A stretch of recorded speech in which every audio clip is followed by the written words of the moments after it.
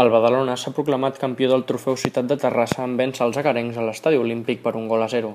Els escapulats sortien al camp amb l'objectiu de finalitzar invictes la pretemporada i amb el seu triomf han deslluït la presentació del Terrassa davant la seva afició. Entre les noves incorporacions del conjunt local hi destaca la del gallec José Manuel Puga, conegut futbolísticament com Pugui. L'extrem va ser un home molt estimat durant els seus anys a Badalona. L'altre protagonista de la jornada ha estat Miqui Carrillo, qui té la difícil missió de liderar un projecte que no pot deixar escapar de nou l'ascens a la segona divisió B.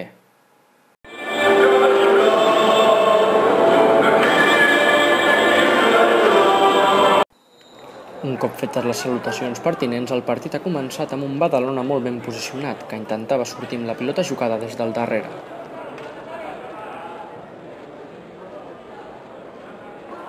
El primer en provar sort de cara a gol ha estat Cabri, amb un xut força fluix. Just després, Samuel Bayons ha deixat caure a l'àrea després de fer un bon dribling. Els visitants eren els amos de la possessió i generaven perill sobre l'àrea del Terrassa, fent ample el camp per les bandes i entrant amb velocitat.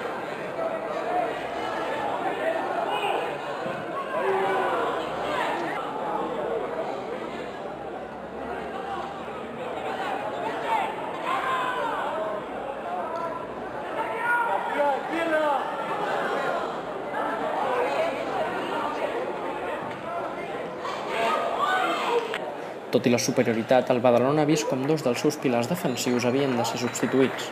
Pablo Gallardo i Jordi Ferrón deixaven el seu lloc a Marcelo i Rosselló per precaució.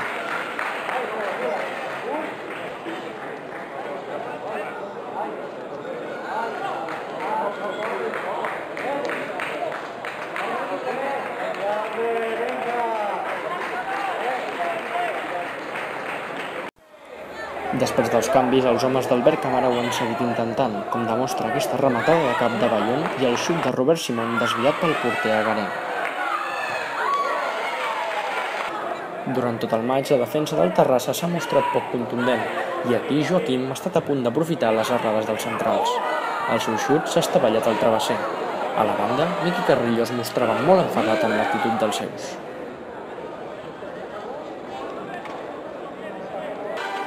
Amb empat a 0 en el marcador, s'arribava al final dels primers 45 minuts. L'escassa afició que omplia l'Olímpic de Terrassa esperava escèptica la reacció dels seus. Ja a la segona part, el Badalona ha mantingut el guió del primer acte, paciència en la construcció i arribades contínues per banda que culminaven en perilloses centrades.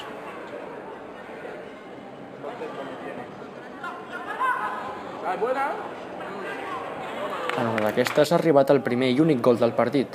Juanma s'ha desfet del seu marcador i ha servit una assistència al punt de penal perquè Sergio Cortés enviés la pilota al fons de la xarxa amb un potent xut.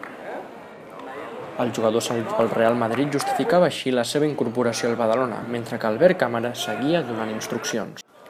A falta d'uns 20 minuts pel final, el tècnic escapulat ha fet debutar Jaume Sobregrau, nova incorporació del Badalona. El secretari tècnic Manolo Gómez observava les evolucions del jugador des de la grada. Mentrestant, sobre la gespa, el Badalona acariciava el títol amb alguns jugadors titulars ja a la graderia. Mentre Manolo Bueno rebia el trofeu Ciutat de Terrassa, veterans com Jordi Ferrón aprofitaven per recordar velles gestes amb antics companys, abans d'afrontar el debut en Lliga contra l'Alcoià. Gràcies a tots per la vostra presència avui.